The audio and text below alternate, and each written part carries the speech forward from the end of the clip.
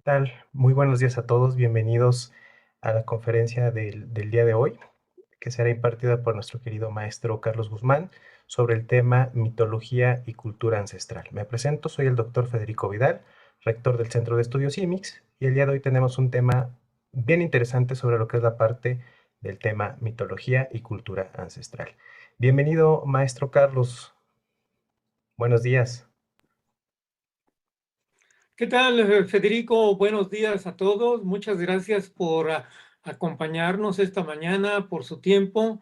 Gracias, doctor, por la invitación nuevamente a estar con todos sus alumnos, con su comunidad. Muchas gracias a todos.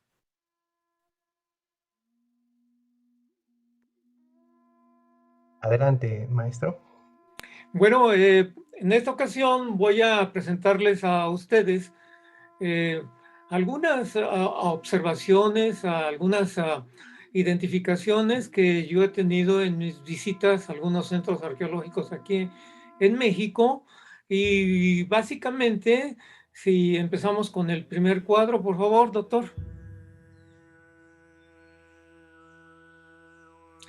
Bueno, básicamente el enfoque de esta presentación es tal cual ustedes están viendo en el título. Eh, mi, eh, mi propuesta es que aquí en México como en América se recibió la visita de otros habitantes, de otras personas, de otros continentes, mucho antes de la llegada de Cristóbal Colón en 1492. Y para eso, bueno, pues vamos a hacer la revisión de lo que yo les he comentado, que he ido viendo a través de los años. Así es que la siguiente, por favor. Bien, yo he subtitulado a esta presentación Analogías de las antiguas civilizaciones. ¿Por qué analogías? Porque he buscado yo aquellos hechos en cuanto a cultura, en cuanto a forma de usos y costumbres, en cuanto a comida. ¿Cómo es que en algunas partes del mundo existen dos situaciones similares, dos situaciones iguales? Y para esto voy a ejemplificar con lo siguiente. Aquí en México, bueno, pues todos nosotros conocemos al perrito, este pequeño, que tiene el soliscuincle, que tiene las características de que, pues básicamente es un perrito con piel lisa. Y de la misma manera, las características que tiene este animalito, vamos a encontrar a otro muy similar, esto es en Perú. Ahí en Perú se le conoce con el nombre de el viringo. Entonces, pues bueno, aquí tenemos una correlación y una analogía que la pregunta es, bueno, ¿y cómo es que existe lo en México y a muchísimos cientos de kilómetros existe otro animalito similar? Bueno, vamos a ver otras identificaciones y otras analogías. La siguiente.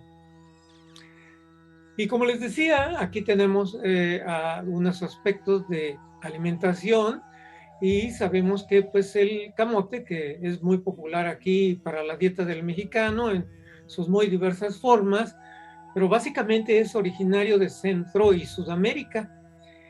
Y bueno, pues ya muchísimos años después fueron adoptados en otras partes del mundo, pero vamos a encontrar también a, a este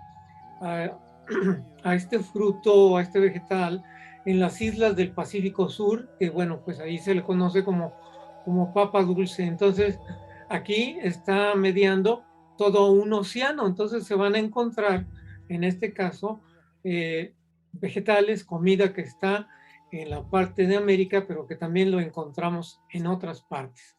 La siguiente, por favor. Bueno, pues qué hablar también si estamos hablando de cultura. Hay que recordar que en México, antes de la llegada de los españoles, ya nuestros antepasados habían desarrollado la situación de poder escribir en lo que se denomina los códices. Y estos códices, pues básicamente eran hechos de papel amate. ¿Y que hay en otras partes del mundo? Algo muy similar también. Bueno, los egipcios Los egipcios utilizaron lo que se conoció, que es lo que se conoce con el nombre de papiro, y aquí, pero el papiro aquí, en este caso, en esa parte del mundo, bueno, no era obtenido de un árbol, como en México, sino que era obtenido de una planta que estaba básicamente en el Nilo. Posteriormente, con los años, bueno, ya surgió el pergamino, un material muchísimo más resistente que el papiro, y pues, el pergamino ya empezó a hacerse, a fabricarse con la piel del carnero, del borrego. Y bueno, pues tenemos aquí otro ejemplo, no el preciso, pero bueno, cómo es que estas civilizaciones fueron desarrollando en su cultura y dejaban escrito su testimonio. La siguiente, por favor. Y bueno, pues aquí en su parte izquierda ustedes observarán lo que es muy conocido por nosotros, a Buda y su posición de meditación, pero también vamos a encontrar esa posición en algunas esculturas de México. Lo que ustedes tienen a su derecha es una escultura que está en el Museo de Jalapa y bueno, ya la escultura está bastante deslavada por el tiempo, pero sin embargo observamos que tiene una posición igual de meditación, una posición en flor de loto. Entonces son ciertas relaciones que encontramos en otras partes del mundo, pero que también las vamos a encontrar aquí en México o en toda América. Siguiente, por favor. Y bueno, ¿qué decir de las construcciones? En realidad, creo que para mí no hay coincidencias. En este caso, la parte de su izquierda, observamos una pirámide que está situada en la ciudad de Angkor, en Camboya. Esto es en Asia. Y bueno, en su parte derecha tenemos a la famosa pirámide de Tikal en Guatemala. Entonces, pues básicamente es el mismo concepto de construcción que se tuvo en el pasado. Y bueno, pues ambas pirámides están simplemente separadas por más de 14,000 kilómetros. La siguiente, por favor. Quiero yo hacer una breve referencia a lo que es el famoso libro histórico, mitológico y de leyendas, el Popul Vuh, que bueno, pues este libro es un documento que perteneció a los mayas quiché de la parte de Guatemala y que esta narración, bueno, apenas se obtuvo en los siglos XV y XVI, que se tradujo entonces ya al español. Y las personas que hayan leído este texto, recuerden que los mayas dicen que la creación del mundo ha pasado por distintas humanidades, le podemos decir así, o civilizaciones. La primera de ellas, los dioses mayas crearon al hombre, pero ese estaba hecho de barro. Sin embargo, ese hombre no le sirvió a los dioses mayas porque ese hombre no reverenciaba a esos dioses. Entonces, bueno, fue destruido. Después, bueno, antes del hombre de barro, recuerden que los dioses mayas pues crearon a los animales, a la vegetación, los bosques, etcétera, los ríos, los lagos, porque todo era como en otras mitologías de otras partes del mundo, nos describen que el universo era todo un caos y que tenía que ponerse orden. Y bueno, tal cual la religión católica lo establece también en el Génesis, que Dios separó el agua de los cielos y entonces vino a conformar el mundo. Después, siguiendo a este libro sagrado de los mayas, el hombre de barro entonces desaparece y los dioses crean al hombre de madera. Desde luego hay que tener en mente que estas descripciones pues son alegóricas, entonces aquí hay que tratar de interpretar qué cosa es lo que los mayas de aquel tiempo quisieron describir con que hubo un hombre de barro, después hubo un hombre de madera, Y nuevamente aquí estos hombres de madera no rendían pleitesía a los dioses y esos hombres de madera fueron deshabilitados, huyeron esos hombres de madera a los bosques, a las selvas y se convirtieron en monos. Y viene una siguiente creación por los dioses mayas. Y aquí se dice en este libro sagrado que el hombre fue creado del maíz, de la planta del maíz, y que estos hombres ya eran inteligentes y que estos hombres ya rendían el culto a esos dioses que fueron creados. En la última ilustración de esta lámina tenemos una pintura que ha sido desarrollada por mi amiga la pintora Cristina Ansúrez y tiene pocas semanas de que esta pintura lo subió a su página.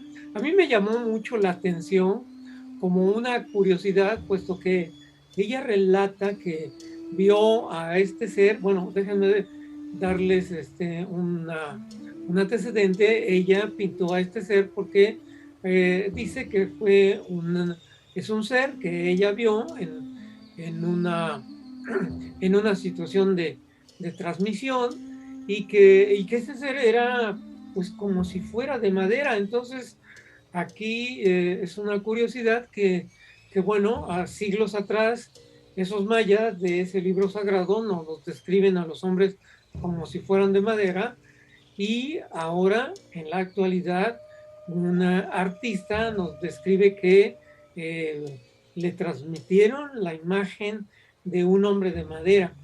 Y aquí quiero hacer también quiero mencionarles una anécdota, porque por ahí hace algunos años, mi amiga Rosana de la ciudad de Orizaba subió una fotografía a su página que le fue proporcionada por algunos alumnos. Ella fue maestra de química y de biología y este alumno le dio esa fotografía y resulta que, bueno, es un día de campo con una familia, preparando los alimentos.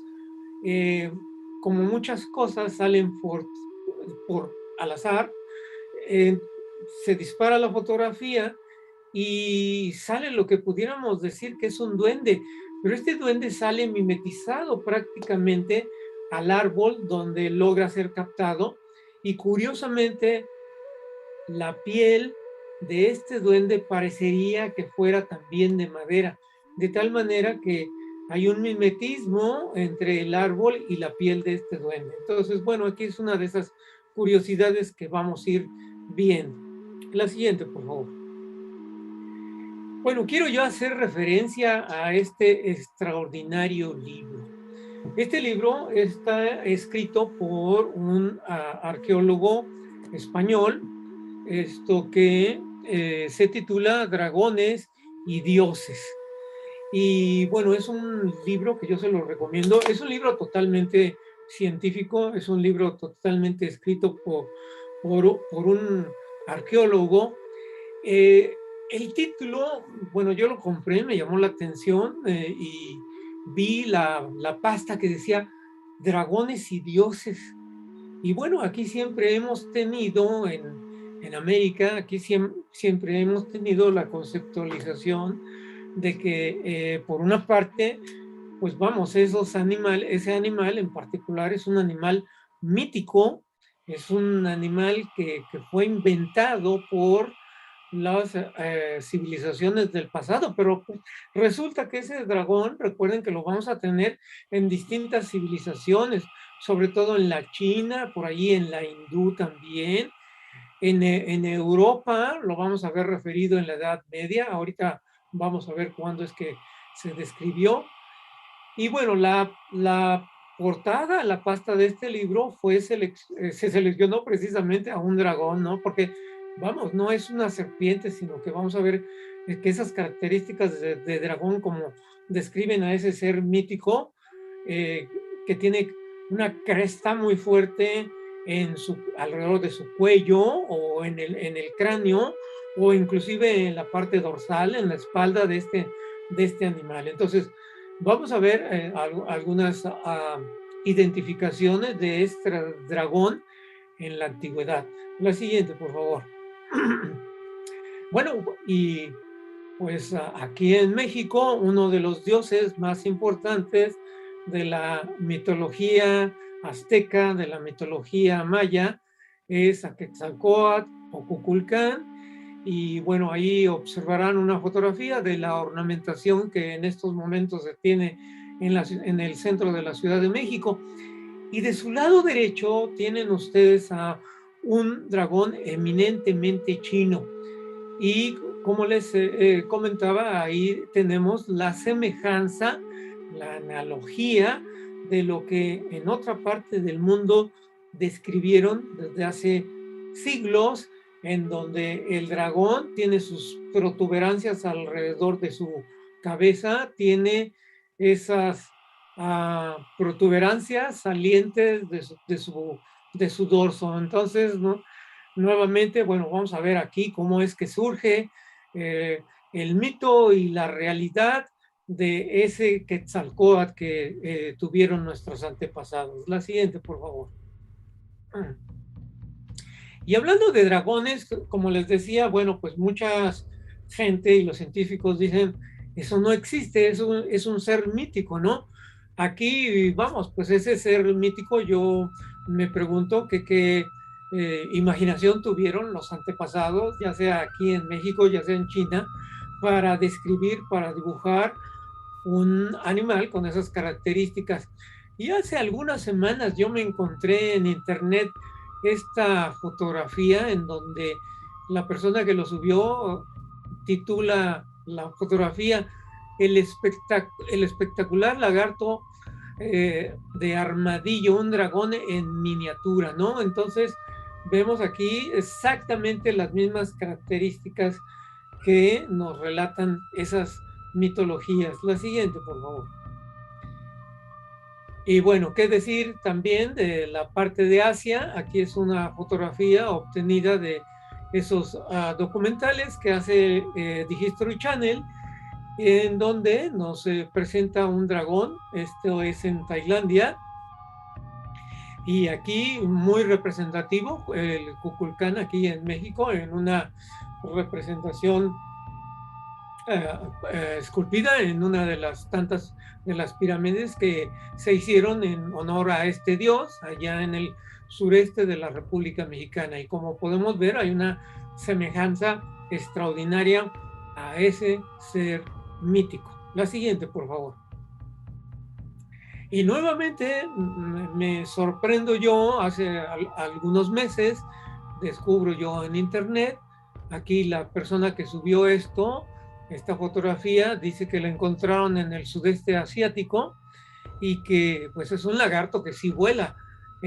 Y bueno, pues ahí está, simplemente, a lo mejor es una posibilidad de que nuestros antepasados en realidad vieran a este tipo de animalitos que son raros de encontrar, que a lo mejor debieran de estar clasificados dentro de lo que es la criptozoología, pero vamos de cualquier manera a nivel miniatura, pues a lo mejor nuestros antepasados quisieron hacer grande a ese ser y bueno, pues las proporciones las encontramos en las pirámides y siempre muchas de ellas eh, con una dimensión extraordinaria. La siguiente, por favor. Bueno, entonces, ya refiriéndonos aquí a México, vamos a tener que nuestro dios Quetzalcóatl, tal cual nos explicaron hace muchos años en la primaria, en la secundaria, que siempre lo que nos enseñaron desafortunadamente, sobre todo en la primaria, en la secundaria, bueno, también la preparatoria, fue una historia que está incompleta y una historia que no nos está diciendo la verdad de lo que le aconteció a la humanidad, de lo que aconteció aquí en mismo México, porque tenemos aquí en México pues muchas medias verdades. Bueno, aquí nuevamente una imagen tomada de internet en donde esta persona que la subió, Francisco Rivero, dice que, bueno, pues para él refleja la imagen, el origen de la serpiente emplumada. Y sigue escribiendo, en realidad se trata de un quetzal volando sobre la selva guatemalteca. Y pues sí, desde luego que esta silueta se asemeja a la descripción que nuestros antepasados dicen de lo de la serpiente emplumada, porque bueno, visto a los ojos de ellos, que es, pues sí, mira, lo largo es una serpiente que está volando y está volando porque tiene alas. Pero aquí quiero yo referirme a una de esas anécdotas que a mí me han contado, que yo guardo en mi mente cuando he salido a estas zonas arqueológicas, cuando he salido a distintas partes de nuestro país. Y estas anécdotas, una de ellas, la que les voy a narrar, me sucedió en una población, en un pueblito que está a unos cuantos kilómetros de la ciudad de Jalapa. Ahí, a ese pueblito que se llama Chavarrillo, mi amigo René Irán me llevó a ese pequeño pueblito porque nuestro objetivo era platicar con un niño que había tenido contacto con los famosos duendes de esa región, con los famosos cheneques de esa región. Bueno, ya René y otros amigos más nos encaminamos a ese pueblito, encontramos la casa, pero el niño no había llegado de la escuela. Y el tío del niño nos atendió amablemente, una persona muy humilde, un jornalero. Y bueno, pues yo, esperando que llegara el niño, le empecé a hacer plática a esta persona y le pregunté que qué era lo que hacía él ahí en el pueblo, de qué vivía. Y me contestó, bueno, dice, yo siembro y me voy al monte a cazar algunos animalitos para comer. Entonces, yo iba ahí con el objetivo de precisamente de escuchar noticias de esos duendes del sureste mexicano, de esos cheneques. Y bueno, con el fin de que esta persona no sintiera que mi pregunta fuera muy directa, en el sentido de preguntarle, oiga, ¿y usted ha visto a los duendes? Entonces yo empecé a hacerle distintas preguntas precisamente de qué sembraba y qué cosa era lo que él cazaba. Entonces cuando él me dijo que era lo que él cazaba, me dice, pues conejos, algunos um, armadillos, y no me acuerdo, por ahí me mencionó otros dos animalitos. Y le pregunté entonces, y bueno, a todas sus idas al monte, señor, ¿a usted le ha tocado ver algo raro en sus travesías? Se quedó pensando el señor. Y como les digo, una persona humilde que dudo haya tenido la posibilidad, la oportunidad de asistir a, cuando menos a una educación elemental. Y me dice, sí, en una ocasión vi una víbora muy grande, muy gorda, que me pasó enfrente y esa víbora estaba completamente cubierta de plumas desde la cabeza hasta la cola. El señor, el jornalero la vio pues a muy corta distancia, quizás 2 metros, quizás 3 metros. Aquí yo me quedé pensando, precisamente dije, esta persona difícilmente, por otra parte, en algún momento pudo haber escuchado de la leyenda de ese dios Quetzalcóatl, esa serpiente emplumada. Y bueno, ahí lo guardé yo por muchos años en mi memoria. Hace unos meses, mi compañero y colaborador y coautor, Alfonso Salazar, me hizo llegar el siguiente relato. Él platicó con el señor Pablo Salgado. Relata una experiencia que tuvo su abuelo, el señor Ruiz Vázquez Pinzón, en el año de 1928. nos afirmó que su abuelo en aquel año, siendo muy joven, acostumbraba a cazar en los terrenos cercanos al mar en Progreso, Yucatán. Una tarde, cuando buscaba sus presas para cazar, pudo observar cómo de una cueva salió volando una serpiente emplumada. 1928, hay que recordar.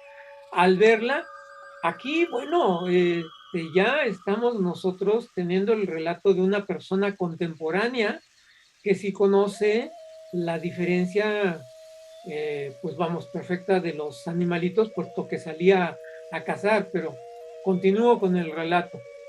Dice, entonces, pudo observar cómo de una cueva salió volando una serpiente emplumada.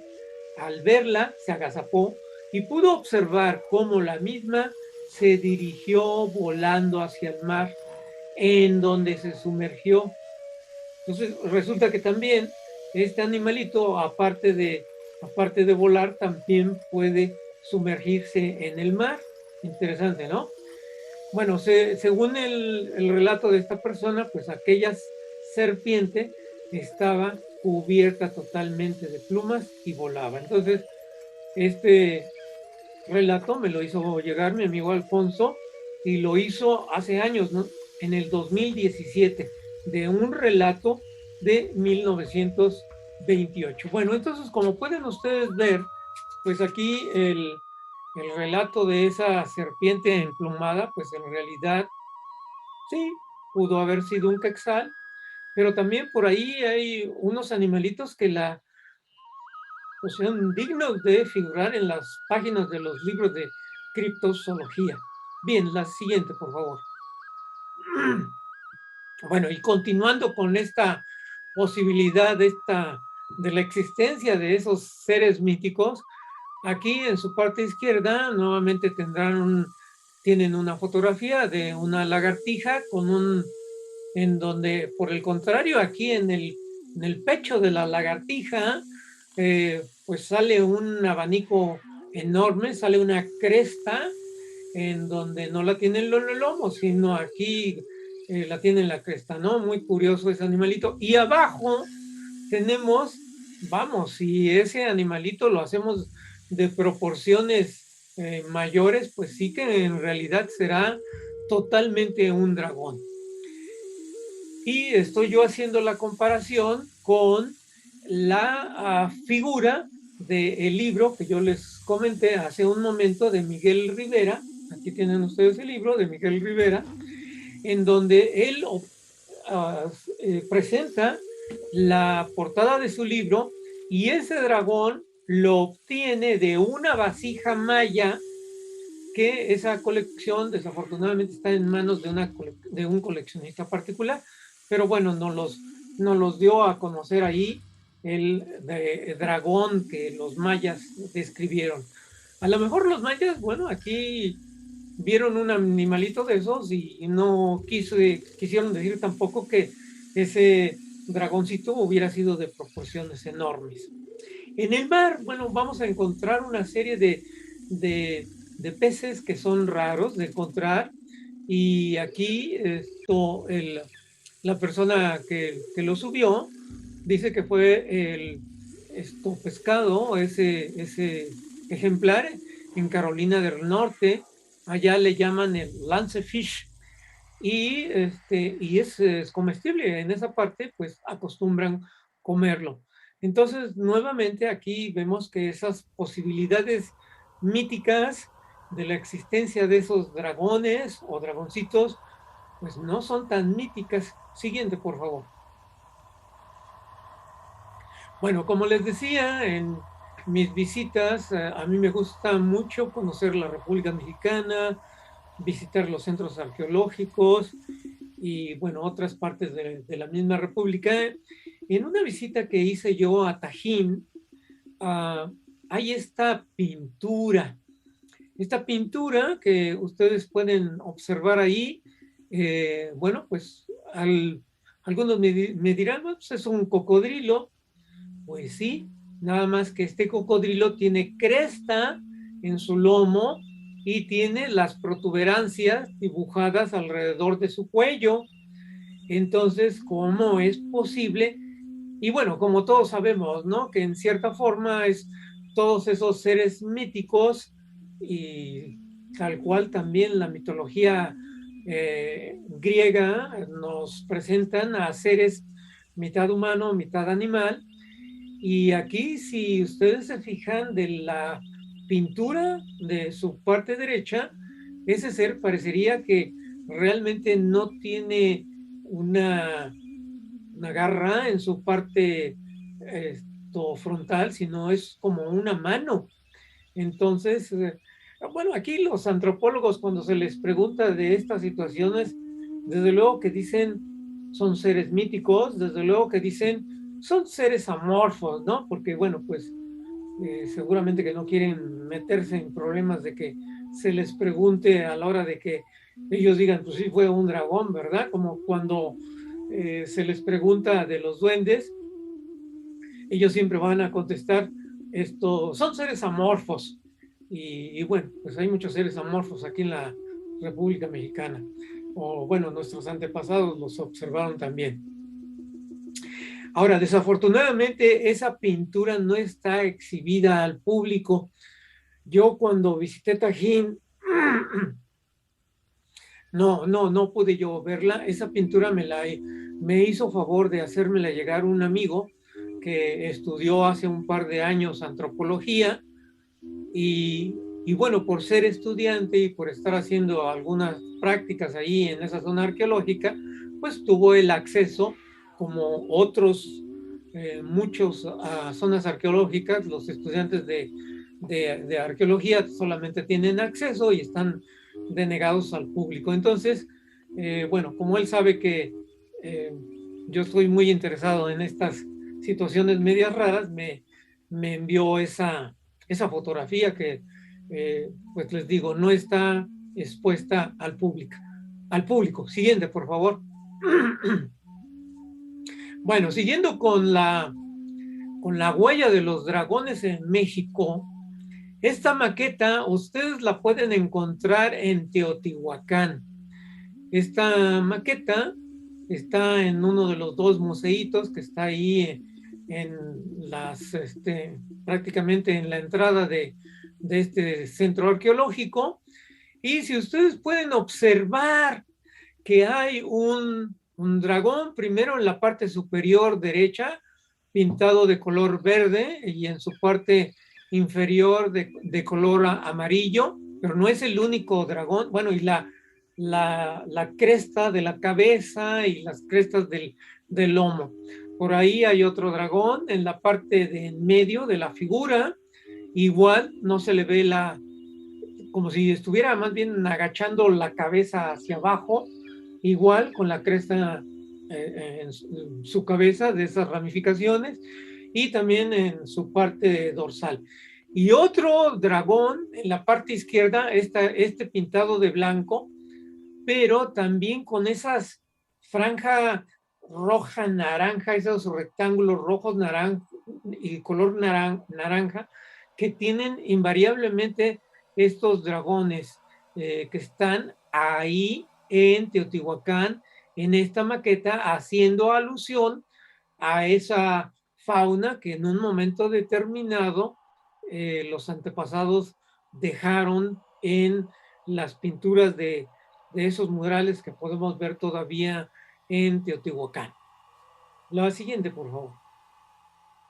Bueno, vámonos ahora si estamos hablando de dragones, pues yo tengo que hacer referencia a ese famoso dragón que fue pues matado por San Jorge. Y San Jorge, hay que recordar que fue un soldado romano del siglo III, y ese soldado romano pues fue muerto por el emperador de aquella época, porque pues no estaban aceptando el cristianismo, y este soldado no rehusó, se negó a dejar su fe cristiana, y por lo tanto, pues San Jorge fue decapitado, fue hecho en sí mártir, ¿no? Y bueno, después San Jorge se convirtió en leyenda porque la leyenda continuó y dice que es San Jorge mató a un dragón. Y bueno, ¿por qué hago la alusión aquí en su parte derecha? Ustedes observan las armaduras de esos caballeros de la Edad Media, de esos a soldados de esos caballeros, en donde pues los más protegidos eran en sí los reyes, los que tenían la mejor armadura. Del lado izquierdo hay una figura que ustedes pueden ver en el Museo de Antropología de la Ciudad de México. Y aquí tengo la figura que precisamente yo compré ahí en el Museo de la Ciudad de México. A mí me llamó mucho la atención por la forma en que está vestido esta figurilla. Y me llamó mucho la atención porque pues vamos haciendo una referencia a esos caballeros de la Edad Media, podemos ver que prácticamente tienen la misma indumentaria. Y bueno, pues aquí van ustedes a decir esto, la pregunta es ¿y el por qué? Bueno, dentro de y tal cual mi hipótesis inicial es de que México y América fue visitada por muchísimos pueblos antes que Cristóbal Colón, y uno de ellos fueron los vikingos, y otro pueblo fueron los fenicios. Ahí tenemos lo que en aquella época y tal cual se, como se vestían esos caballeros de la Edad Media. Esto, pues vamos, aquí creo que difícilmente nuestros antepasados pudieron haber ideado de una manera un gorro, si es que fue el gorro, si no es que era casco, y, y nuestros antepasados lo vieron, lo observaron, les impactó y lo dejaron en esa figurilla que ustedes pueden ver allí en el Museo de Antropología. Siguiente, por favor. Bueno, y haciendo analogías, aquí, bueno, es muy famosa, estas labrados en piedra de los sumerios, donde pues prácticamente hay que volver a reescribir la historia porque actualmente con el descubrimiento de Göbekli Tepe hace apenas algunos años, los arqueólogos han datado que Göbekli Tepe tiene alrededor de 12.000 años, cosa que algunos otros investigadores han datado con muchísimos más años esa primera ciudad encontrada allá en lo que es Mesopotamia. Y pues bueno, siguen descubriendo esa ciudad y yo creo que de acuerdo a estos investigadores, pues posiblemente esa ciudad tenga 15.000, 20.000 años. Bueno, entonces esta es muy conocida, estas figuras de los dioses Anunnaki o los sumerios, y resulta que aquí en México, en un centro arqueológico que está en Tabasco, ese centro es un pequeño poblado que se identifica con el nombre de Jonuta, y mi amigo Alfonso Salazar, hace algunos meses, él es también eh, un explorador de libros en las librerías de segunda mano y en otros expendios, y entonces encontró un libro que me hizo llegar, al cual yo se lo agradezco desde aquí, y resulta que es este libro, que desde luego pues ya es un libro es un libro que ya no existe, que está agotado y está publicado por la Universidad Nacional Autónoma de México. Este libro tiene ya varios años de publicado, está publicado en el año de 1985.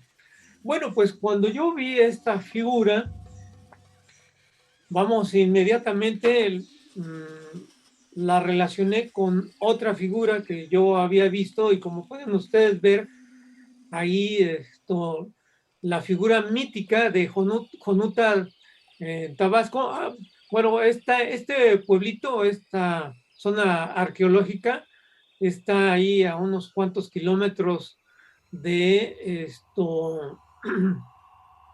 a unos kilómetros de Ciudad Pemex, y básicamente en un municipio que es muy conocido por el nombre, que es Macuspana.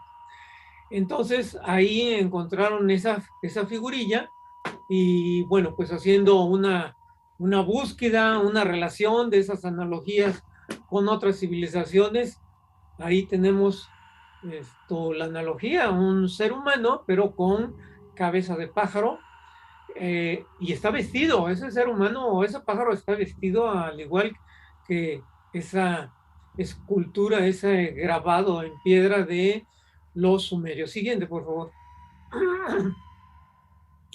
Bueno, aquí hay dos figuras.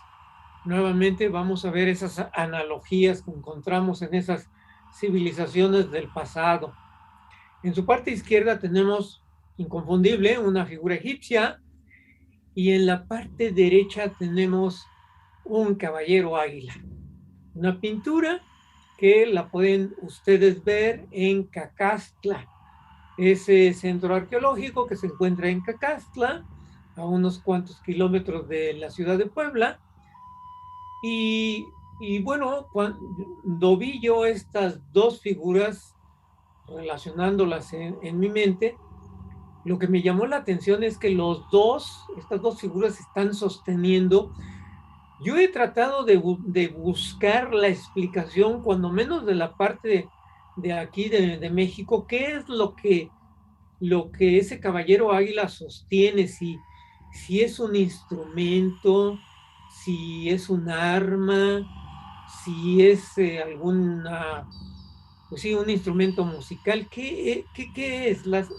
No he encontrado una descripción que me lo haga algún antropólogo y que me diga, bueno, pues es esto, o creemos que es esto. Bueno, la siguiente, voy a concluir esta explicación. Aquí en el caso de Egipto, bueno, pues es un dibujo que encontraron en uno de los tantas también zonas egipcias, y eh, pues no describe exactamente tampoco, por eso yo le dejo la interrogante. ¿Y qué instrumento es? Por ahí la posteó mi amiga de Puebla, Lupita Zúñiga. Entonces me llamó la atención y guardé la imagen. Ahora, regresemos a México. Vamos a México, por favor. Aquí. Sí, aquí. Y nuevamente yo me pregunto, bueno, ¿qué cosa es una tecnología en Cacastla? Encontré yo ahí un libro, precisamente cuando visité esta zona arqueológica, un libro que se llama Los murales de Cacastla, escrito por María del Carmen Delgado Ornelas y publicado por el INAH Tijuanaculta en el año de 2010. Y la descripción que da esta autora dice: estas son las barras que se mantenía contacto con los dioses y eran manejadas por los gobernantes para enviar lo necesario al pueblo. Aquí sí yo me sorprendí. Ya es la primera vez que un libro publicado por el INAH Conaculta, bueno, claro, quiere decir, el INAH me dirá, bueno, pues es la opinión de Delgado Ornelas, pero bueno, cuando menos ya hay una persona que está abriendo la posibilidad a que esos dibujos, esas explicaciones, esos símbolos que nosotros tenemos en las pirámides de nuestros antepasados no sean lo que exactamente por muchos años los antropólogos nos han querido describir, que son seres amorfos, que son seres míticos, o como esto, ¿no? Entonces hay que seguir explorando. Si algunos de ustedes, de los que están observando esta presentación, encuentra algún libro, alguna descripción de este instrumento, pues bueno, algunos a lo mejor inclusive me dirían, pues es un estuche para guardar flechas, ¿no? Entonces ahí está, pero de los dos lados. Bueno, pues muy extraño, ¿no? Pero de cualquier manera, bienvenida cualquier aportación que ustedes conozcan posteriormente. La siguiente, por favor. Bueno, y siguiendo con estas analogías, aquí tenemos la clásica de estos seres, de los dioses sumerios, y lo encontramos, estos dioses sumerios, en este caso el de en medio, pues es el de Mesopotamia, pero también lo vamos a encontrar en Ecuador y también lo vamos a encontrar en México. Aquí yo estoy haciendo la referencia a esa famosa bolsita de los dioses. ¿Qué es lo que tiene o qué es lo que quisieron representar los antiguos en esa bolsita? ¿Era porque en esa bolsita llevaban herramientas? ¿Era porque en esa bolsita llevaban instrumentos? E inclusive aquí una persona que está muy apegada a las tradiciones mexicanas me dijo, es que llevan incienso ahí en esa bolsita. Bueno, pues son explicaciones, pero no creo que sea la universal, puesto que muchas culturas hacen referencia a ese famoso bolso de los dioses. Bueno, la siguiente, por favor. Y bueno, continuamos aquí en México y en su parte izquierda tenemos otra de las tantas esculturas en piedra procedentes de los sumerios. Pero en México resulta que también tenemos a seres alados. La fotografía que ustedes están viendo corresponde a un centro arqueológico en el estado de Yucatán, a Ekbalam. Ekbalam es un centro arqueológico que se encuentra a 15-20 kilómetros de la ciudad de Valladolid, en Yucatán. Valladolid se encuentra a un par de horas más o menos en automóvil de la ciudad de Mérida. Y bueno, pues aquí tienen ustedes de que sí tenemos también seres alados. Estas figuras no son muy altas, medirán alrededor de 1,20, 1,30 de estatura. Hay que recordar que los mayas fue una civilización de estatura baja. Y bueno, este centro arqueológico estaba construido muchísimos años antes que llegaran los europeos. Entonces, ¿quién fue el que les inculcó? ¿Qué personaje fue el que les transcribió, explicó que hay ángeles o que hay seres con alas o a lo mejor, como en la famosa serie esta de televisión de alienígenas ancestrales, los antepasados los dibujaron con alas porque los vieron descender del cielo? Y el pensamiento de aquel entonces era, bueno, pues las aves son las que vuelan y por lo tanto estos seres tienen alas y por eso les vamos a nosotros a describir, a pintar, a labrar, a modelar esas alas. Aquí tengo otra anécdota también, que un amigo que tomó un diplomado de arqueología, también dentro de las prácticas que les hicieron tomar para recibirse en ese diplomado, me contó que lo llevaron precisamente a Ekbalam. Y como estudiantes de antropología, los pasaron a zonas donde desafortunadamente el público no puede entrar. Y me contó que lo llevaron ahí por donde está esta pirámide de Ekbalam, y que no está en acceso al público, y que vio unas figuras muy parecidas a estas, pero que esas figuras tienen más de 2 metros de altura, que son figuras gigantescas. No quieren, por alguna razón, antropología, exhibir estas figuras, ¿no? Entonces ahí, bueno, pues no tengo fotografías porque a este amigo, estos estudiantes no les permitieron tomar fotografías. Sí, bueno, pues visitaron ahí esa otra parte de Ekbalan. Desde luego muy bonita. Yo les invito a que conozcan esta zona arqueológica poco conocida del sureste mexicano. La siguiente, por favor. Bueno, otra de las perspectivas aquí, están cubiertas para evitar precisamente el deterioro del medio ambiente, de la lluvia, etcétera. Ahí están nuestros ángeles de Ekbalan. La siguiente, por favor. Bueno, siguiendo con la analogía, aquí muchos de ustedes van a identificar esta famosa figurilla o famosa escultura en piedra sumeria, que algunos dicen que es Enki. Cuando yo visité Cacastla hace algunos años, nuevamente traje a mi mente esa relación en la escultura sumeria. Ustedes pueden observar que hay una cenefa, que hay una corriente marina en donde se observan peces. Bueno, la representatividad ahí no me voy a meter ahorita con lo que algunos investigadores explican de que Senki, y que bueno, pues es el creador, el que desarrolló la especie humana, etcétera. Ahorita lo voy a dejar por aparte.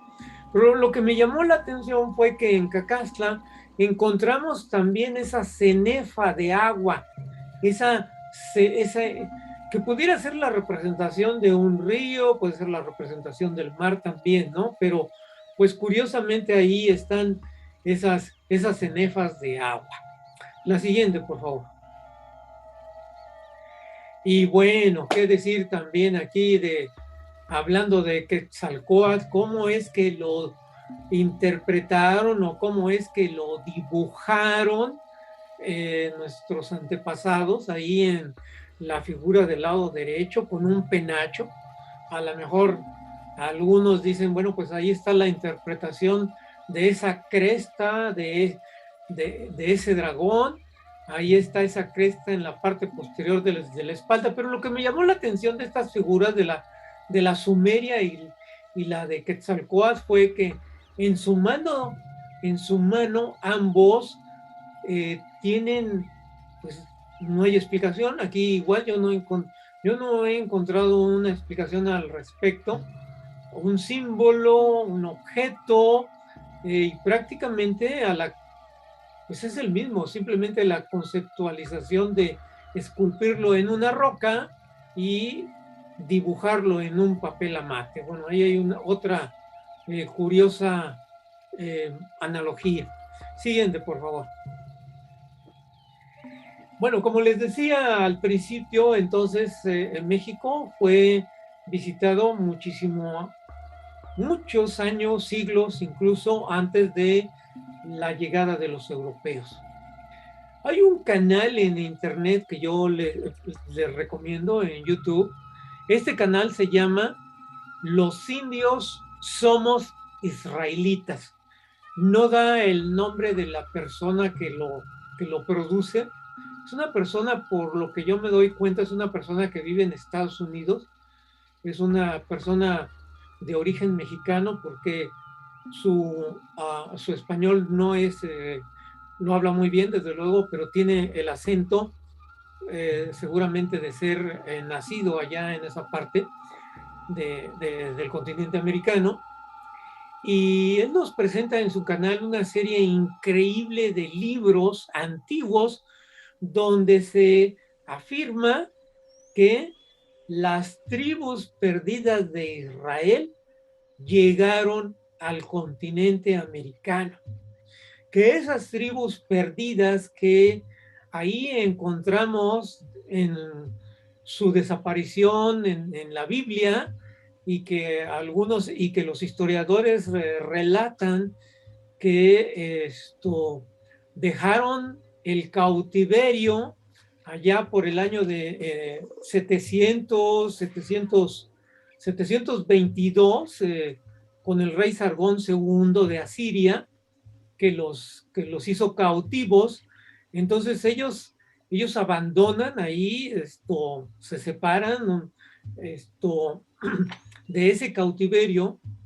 Y la crónica que encontramos en este libro, que es una Biblia que ya no continuó siendo vigente, es prácticamente de las primeras Biblias impresas, pero todavía con los evangelios que fueron separados por la Iglesia Católica y que actualmente no los encontramos en las Biblias, sobre todo a partir de 1960, esos evangelios apócrifos que se separaron. Pues bien, ahí en uno de esos evangelios, aquí en el cuarto libro de Esdras, nos dice que las tribus de Israel, y concretamente se refiere a 10 de ellas, porque hay que recordar que eran 12, 2 de ellas se quedaron allá en esa parte del mundo, y que estas tribus fueron ayudadas por Dios y que siguieron la trayectoria del río Éufrates. Hay que recordar que en esa parte del mundo la civilización surgió por estar en medio de dos ríos, el Tigris y el Éufrates, y así en otras partes del mundo, como nos lo enseñaron en la escuela, que las grandes civilizaciones se desarrollaron a las orillas de los ríos, obviamente por la cuestión del agua. Y bueno, allá en China, la civilización china empezó a desarrollarse a los márgenes del río Amarillo, del río Yan, y luego, bueno, en Egipto, el río Nilo, y etcétera, ¿no? En otras partes del mundo, a las orillas de los ríos. Bueno, regreso al relato de este canal de YouTube de Los indios somos israelitas. Entonces, la historia aquí contenida en este evangelio separado dice que Dios vio a los israelitas por el río Éufrates y los condujo a hacia la salida al mar.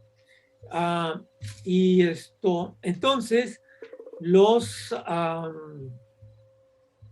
los israelitas continuaron en su salida, llegaron a las costas de África y propiamente enfrente a las costas de Marfil, que es la parte más saliente del continente africano. Y entonces allí emigraron a América.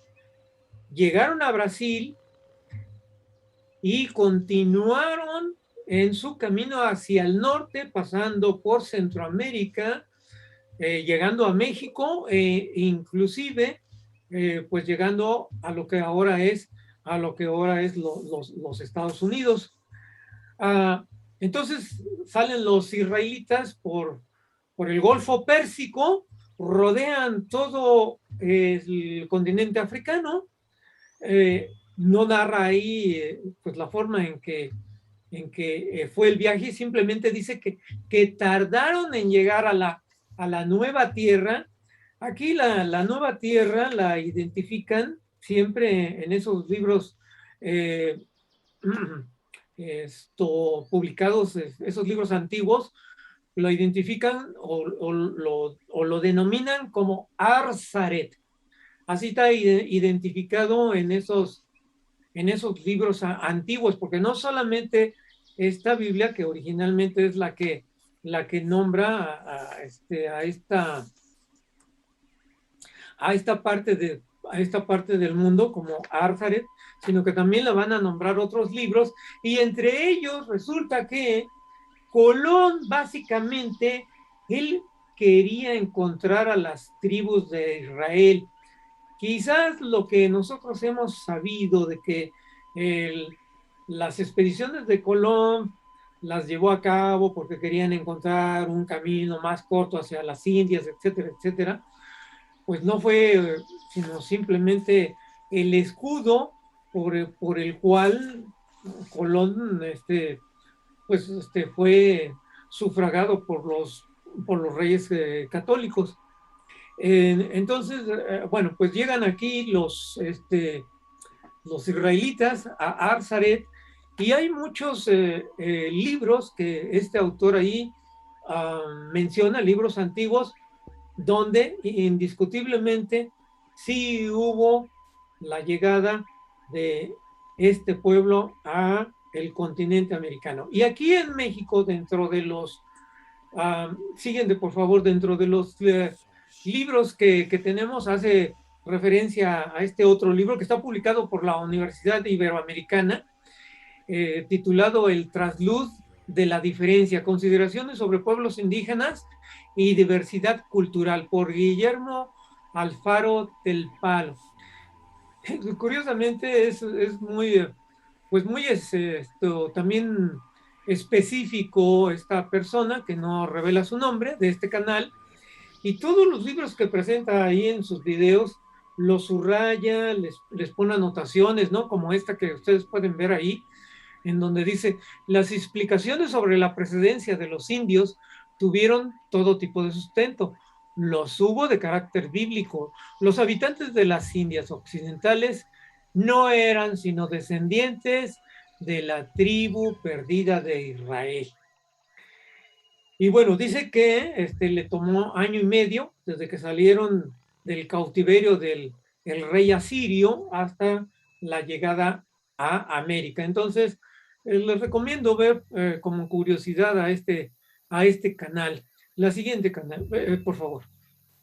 Bueno, ahí están otro de los dos libros que él hace referencia, un libro antiguo de 1626, en donde nuevamente él encuentra las páginas para sostener su hipótesis de que somos o tenemos mezcla de esos habitantes israelitas que llegaron a América, por allá del, si vamos históricamente, nos refieren en la crónica que en el año de 722, cuando el rey Sargón II los hizo cautivos, pues unos pocos años después, quizás estaremos hablando del año 600, ya muy cerca, antes de Cristo, pues llegaron este pueblo a América. Siguiente, por favor.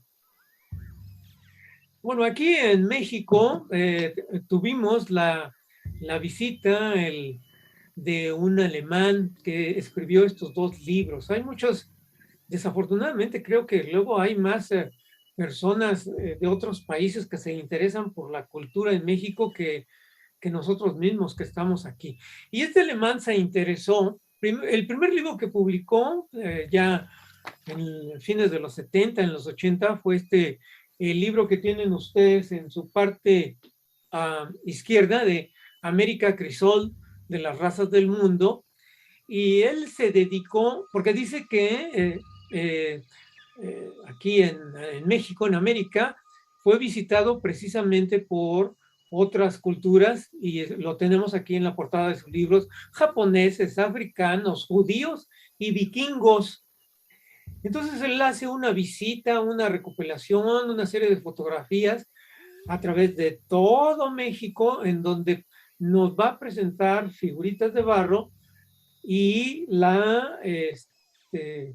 el modelaje precisamente representa a un oriental con los ojos rasgados, a un africano con los labios gruesos, a unos vikingos con los rasgos muy rectos en su nariz.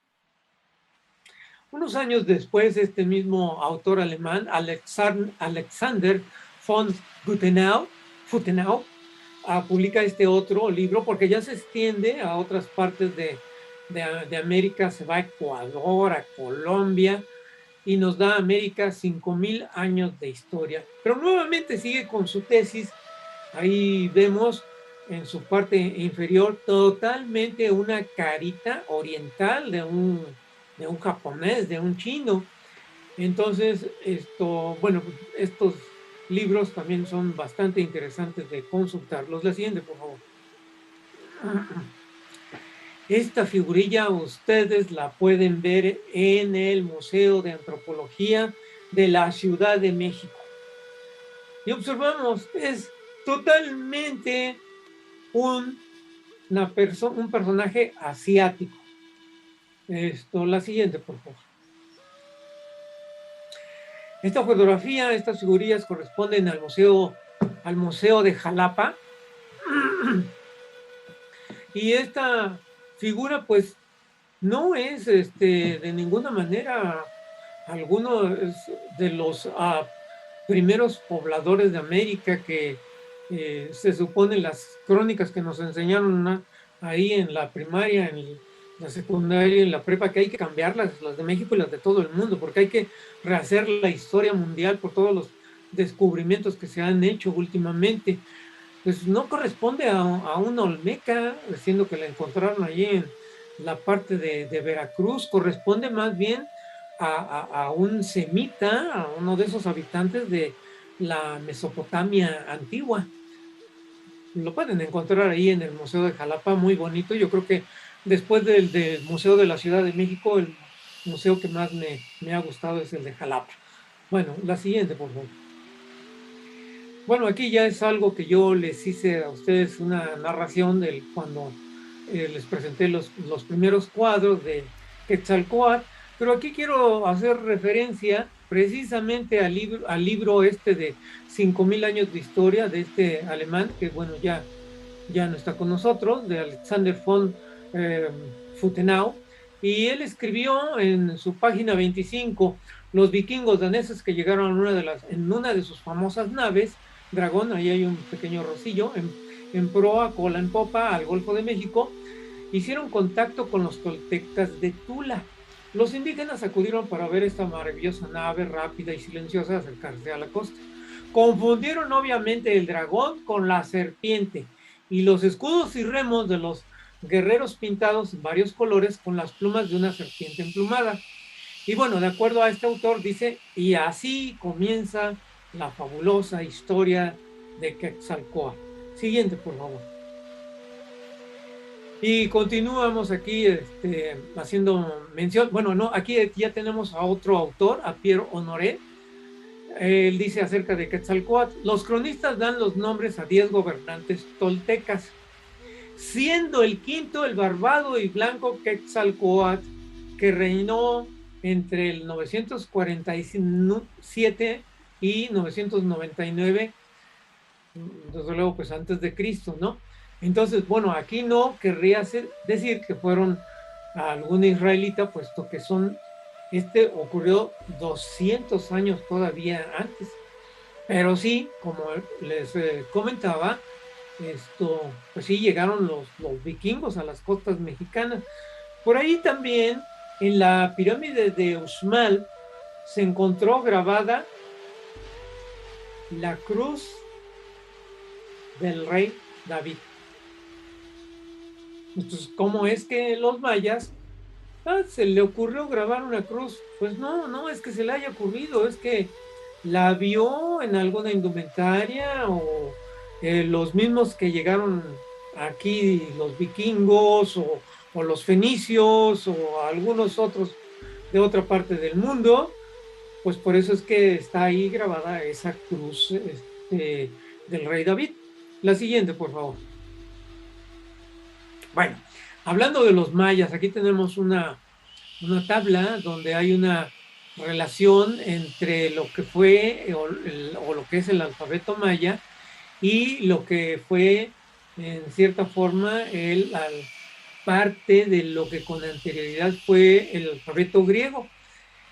Aquí recuerden que apenas hasta el siglo pasado se descifró el, los símbolos mayas, porque en sí no era un alfabeto, pero el personaje que aprendió a hablar perfectamente el maya fue un fraile, Fray Diego de Landa, que desafortunadamente tiene una dualidad, Fray Diego de Landa, porque fue el que quemó muchísimos códices, muchísimos testimonios escritos, gráficos de nuestros antepasados, los mayas.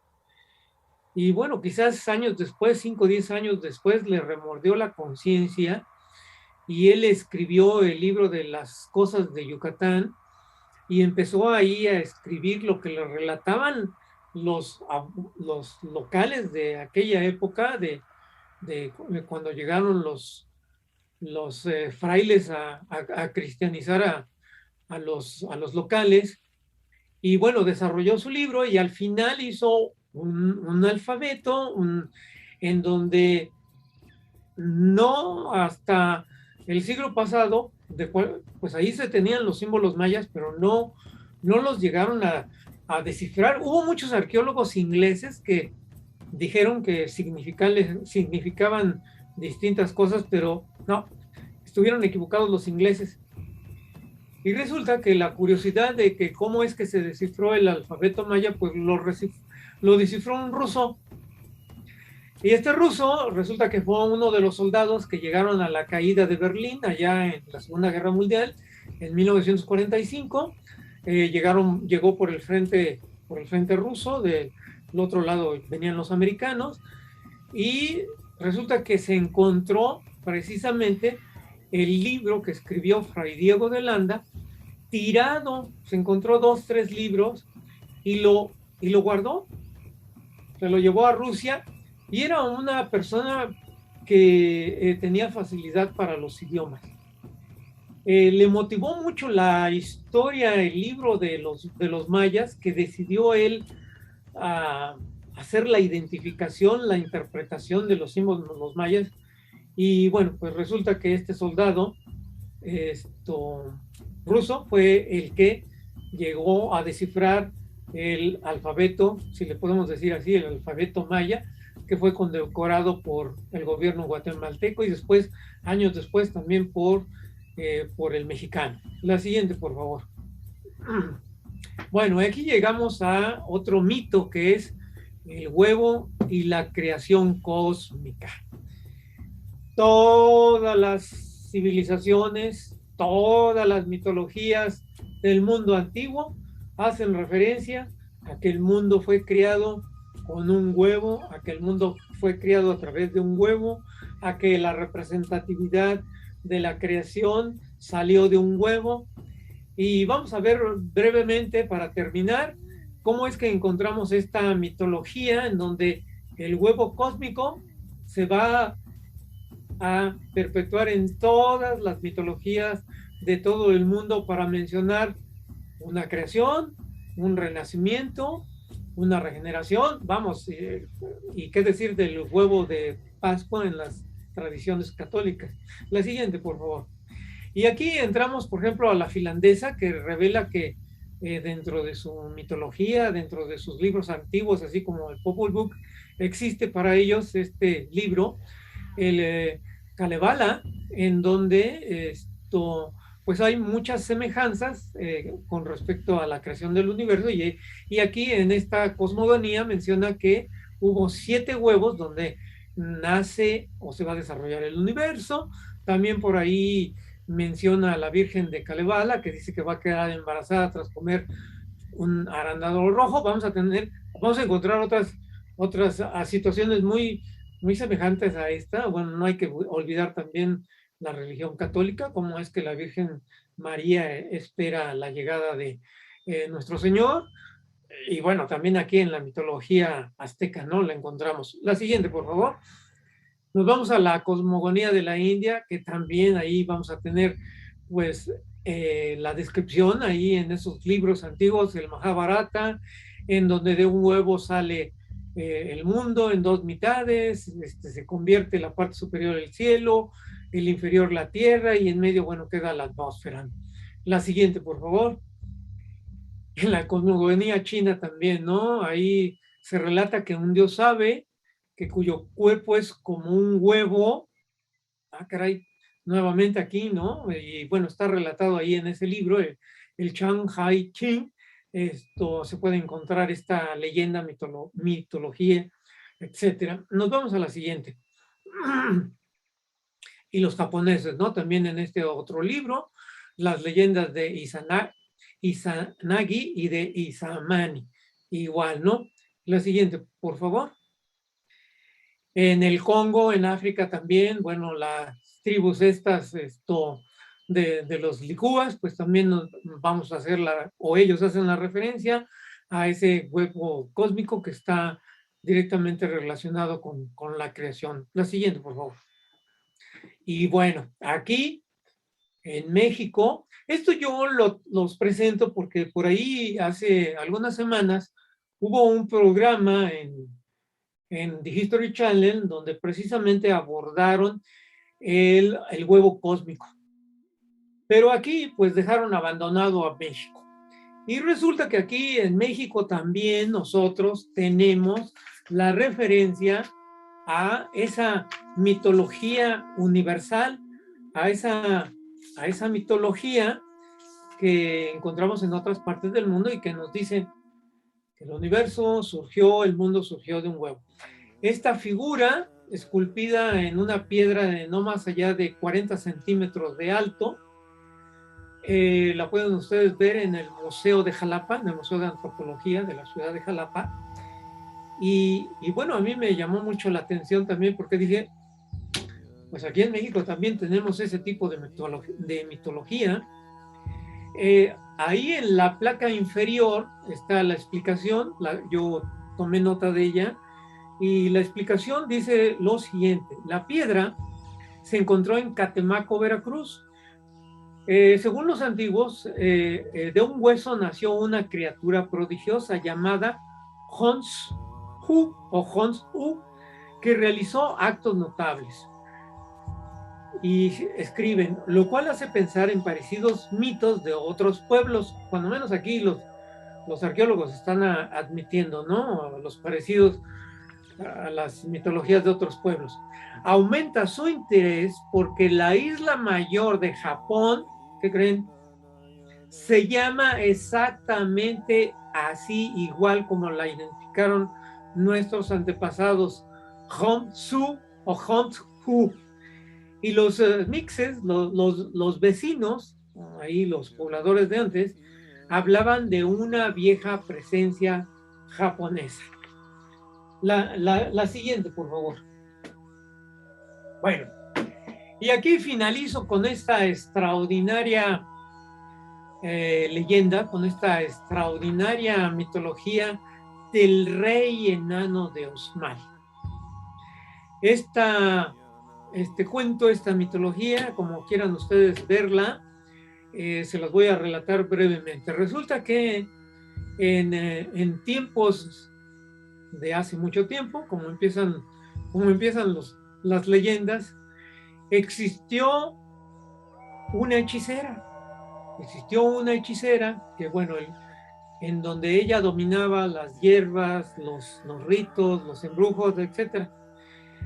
Esta hechicera no tuvo hijos, no se casó, no tuvo, y como iba ella pues haciéndose anciana, ella quiso tener un hijo.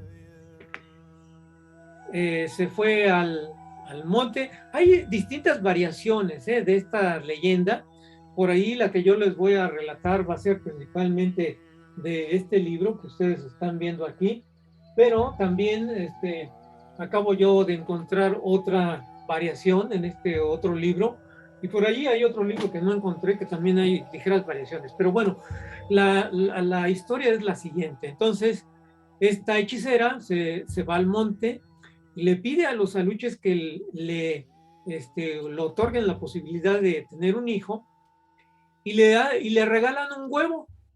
Y ella se lleva el huevo a su casa, lo cuida, y del huevo nace un ser pequeño que no llega a crecer en las proporciones de un ser normal, y que ahí la leyenda dice que son unos cuantos palmos, lo que hace referencia a que es un enanito. Entonces, bueno, pues la hechicera queda encantada con el nacimiento de este ser, y resulta que este ser, pues inmediatamente que nace, empieza a hablar, y es una persona muy inteligente. La hechicera tenía su horno, su anafre con piedras, con ladrillos, y el enanito, el enano de Uxmal, ve que la hechicera tiene mucho cuidado siempre cuando sale por agua a dejar muy bien acomodadas las piedras de donde ella calienta, cose los alimentos. Entonces, para que la hechicera, su mamá, bueno, ella decía que era la abuela, ¿verdad? Ahí en el pueblo, donde decían, para que no pensaron otras cosas, dice, yo voy a ser tu abuela. Ella dejaba muy bien acomodaditas las piedras de los ladrillos ahí donde cocinaba, y el enano se dio cuenta que siempre que salía la abuela por agua, eso hacía, hasta que sospechó que escondía algo ahí debajo de unas piedras. El enano ideó que cuando saliese a recoger agua, le hizo unos pequeños agujeritos al cántaro para que saliera el agua y entonces la abuela se tardara más en regresar. Entonces, eso ocurrió. El enano va, busca en las piedras y encuentra, en algunas partes dicen que encuentra un símbolo, címbalo de oro, en otras partes dice que encuentra un tamborcito con una sonaja. En cualquiera de los dos casos hace sonar el instrumento y se oye a cientos de kilómetros el ruido que retumba. Entonces, pues bueno, ya la hechicera se da cuenta de que encontró ese instrumento, el enano. Regresa a la casa y le dice, no debiste de haber hecho eso, pero bueno, vamos a escondernos porque van a venir a buscarte y te van a llevar frente al rey. Dice, porque está escrito, a la hechicera le dijeron que ese personaje que iban a hacer del huevo iba a ser un rey, iba a ser el rey de Uxmal o uno de los reyes. Y el rey de Uxmal en aquel entonces relata la leyenda que ya era una persona grande, entonces manda a traerlo, van y le dice, muy bien, de acuerdo a la leyenda, de acuerdo a mis magos, tú vas a ser el rey, pero tú tienes que probar que realmente eres merecedor del trono, y para que lo pruebes, tengo las siguientes pruebas para ti. Si me vas a suceder en mi lugar, y tú eres el sabio que dices que ser, dime cuántas ramas tiene esa ceiba que está afuera. Me lo dices mañana temprano. Aquí hay variantes de la leyenda en donde dice que la hechicera le pidió ayuda a las hormigas para que subieran al árbol y que contara el número de ramas que tenía esa ceiba. Entonces bajaron las hormigas y la hechicera les dijo, cuando ustedes bajen, yo les prometo que ustedes van a tener todas esas hojas de ese árbol para ustedes. Entonces, al día siguiente, el rey le pregunta, ¿cuántas ramas tiene ese árbol? Y entonces, bueno, dentro de las cantidades que se establecen aquí, en este caso, en este libro, yo digo que son 10 veces 100,000 y 2 veces 60. Y si no lo crees tú, sube al árbol mismo y cuéntalas una por una. Entonces, bueno, aquí, pues el rey tuvo que dar por buena esa cantidad. Y así le hace pasar por otras 2 pruebas más, entre ellas el que debería de romperse un coco, unos cocos en la cabeza, y que si resistía que el coco se rompiera con un instrumento, pues eso quería decir que tenía ciertas características fuera de lo normal.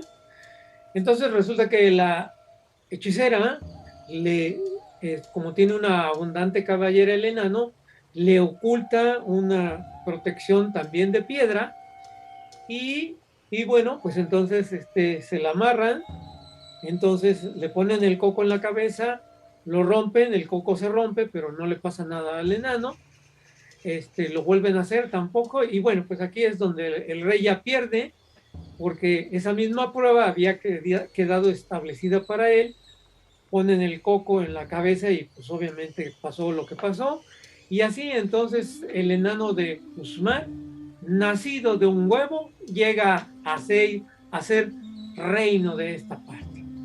Bien, pues con esto yo finalizo esta presentación. Bueno, ahí tienen ustedes la bibliografía para aquellos que estén interesados en conocer todos estos pormenores, porque bueno, yo he tratado de hacer un resumen. Mi tesis principal está basada en este libro de Carol Miller, Ancestral, está publicado por Editorial Planeta. Luego el huevo de cósmico, pueden ustedes consultar este libro de Christine de Queiror, Las aves mensajeras de los dioses, de Plas y Janet. Y bueno, pues la leyenda del enano de Usman lo pueden encontrar en muchos libros aquí en México. Así es que yo les agradezco mucho su tiempo de esta mañana. He estado muy a gusto. Le agradezco también a la doctor Vidal el haberme invitado en esta ocasión para esta presentación. Perfecto, maestro. Bueno, pues muchísimas gracias por su participación, su excelente presentación. Y vamos a pasar a la parte de preguntas por parte del Con público y mucho nuestros gusto. invitados aquí en el canal de CEIMIX. Bien, Luis Fernando dice que que excelente. Yesenia le manda saludos, maestro. Alma Morotani dice buenos días. Alberto Maya, buenos días, profesor. Ramón Medellín lo manda a saludar, buenos días. Aura, buenos días. Diana, buenos días. Ruth Mendoza, gracias por la luz. Desde Paraguay, un abrazo. Gaby, hola, buenos días. Beatriz comenta, siempre he pensado que hay una relación estrecha entre lo religioso y lo paranormal. ¿Estoy en lo correcto?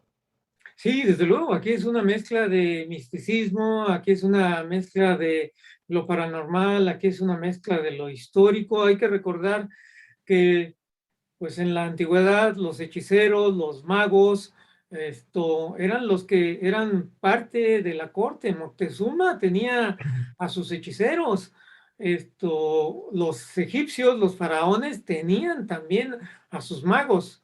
Así es que la conformación de la historia de la humanidad está unida en sus orígenes por esas cosas extraordinarias de la cual no se tiene una explicación.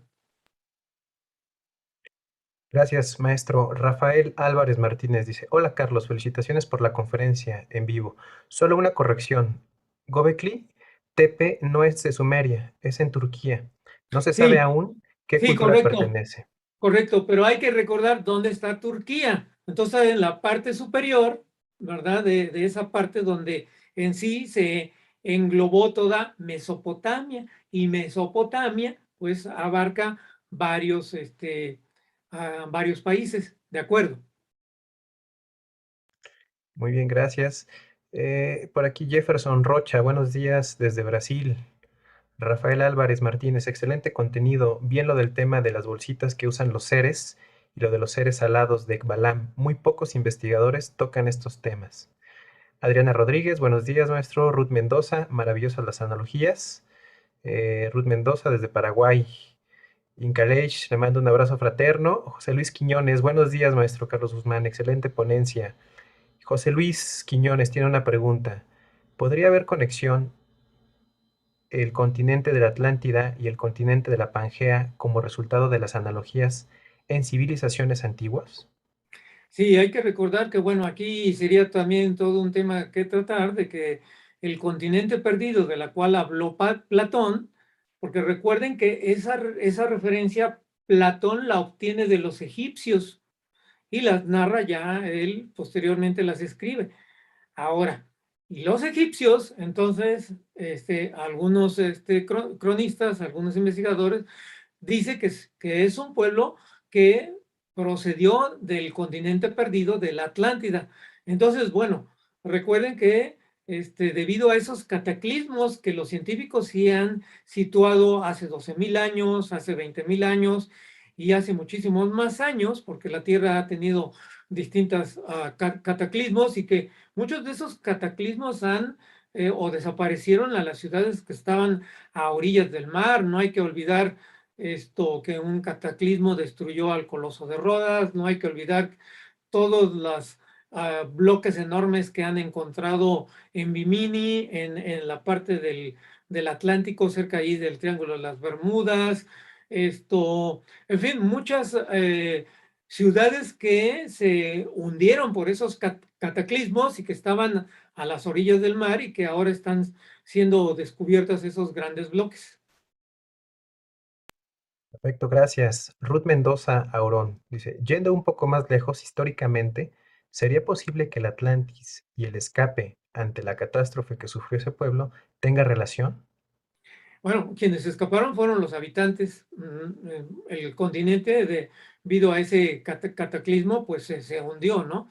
Y aquí hay que también considerar que ese cataclismo, pues bueno, hundió a la Atlántida y por ahí, no recuerdo las medidas precisas, pero pues Platón nos da esas referencias de la leyenda de que la Atlántida fue construida por un rey y fue ensanchando y ensanchando para protegerse de las tribus bárbaras, ¿no? Pero que pues al final se hundió por ese cataclismo.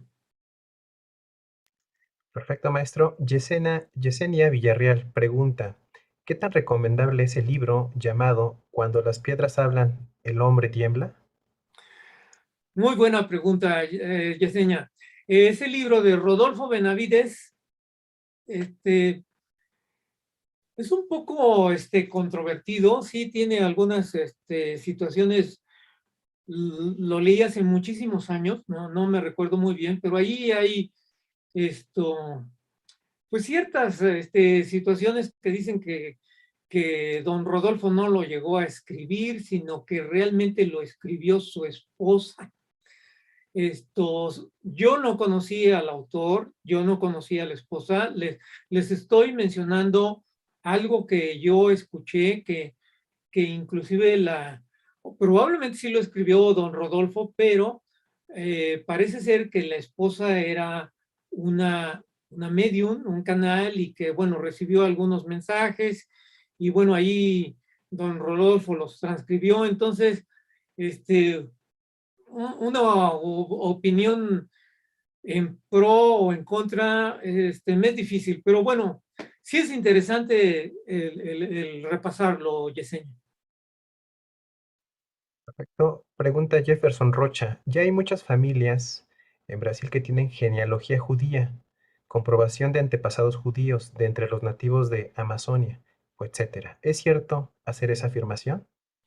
Sí, a tal cual ahorita yo les he comentado que las crónicas de los libros de 1600, los primeros libros que se empezaron a imprimir, y de los historiadores hacen la referencia histórica a que precisamente las tribus de Israel llegaron al lado de Brasil, arrancando de la parte de Costa de Marfil, la parte más saliente del continente africano.